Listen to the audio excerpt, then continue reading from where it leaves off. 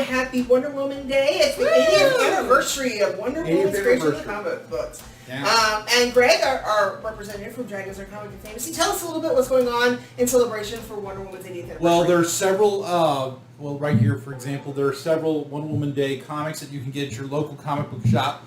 And one of them actually is the first chapter of Diana, Princess of the Amazons, which is a book we've talked about before, which is really, really good. Oh, so they're adapting it into a graphic novel form.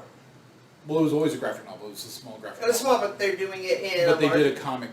A comic, yeah. Okay. The first chapter. Okay, cool. Yeah. Cool. And So they've also got a couple other, first chapter type things. This one right here is actually written by Greg Rucka, and I'm a huge fan of Greg Rucka. When we reviewed Wonder Woman at Christmas time, we talked about his work on the Hikatea.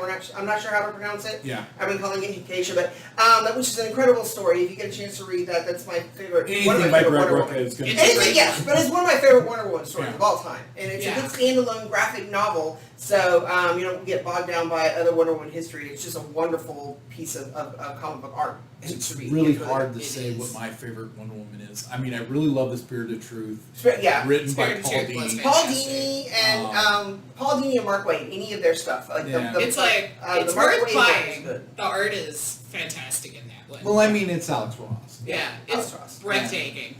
Yeah, so, anyways, another thing we are excited about, we were talking about Nubia. Just came out, we haven't had a chance to read it. Just came out, Nubia, this week, or this last week, Nubia and the Amazons. Really super excited about that. And the week before that, actually, they just came out with this one-shot Young Diana special.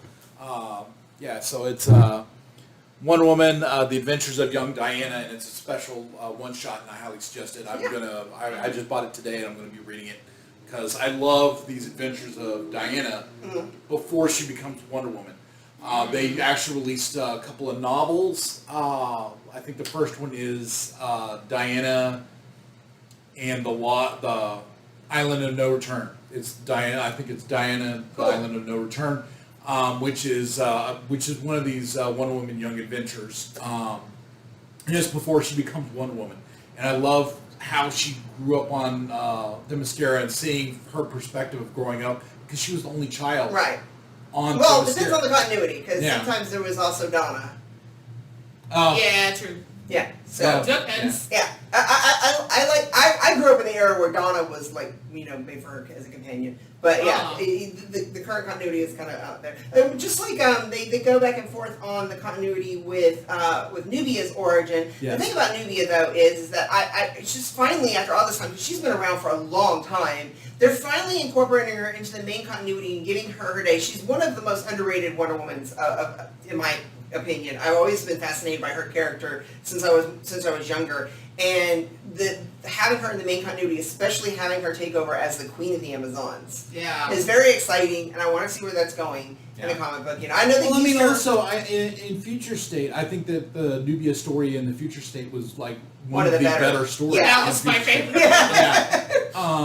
So Nubia, she's a really interesting character. Also, I'm just so excited that Diana Wonder Woman finally is inducted into the Hall of Fame. This is the big news coming out of Wonder Woman. Yep. Because it only took 80 years for her to get the recognition. She's the and the Hall of Fame has been around since 1984. So finally, the first female superhero to enter the comic book Hall of Fame. And of course, it would be Wonder Woman. Yeah. It's a little disappointing that it took this long, but I mean, especially considering all of the amazing heroes and villains and contributions that Wonder Woman has made to comic books and pop culture in general. I mean, not just in DC Comics, but I mean across the board. I mean, even before there was Marvel, there was several female characters that weren't even part of DC Comics. They've been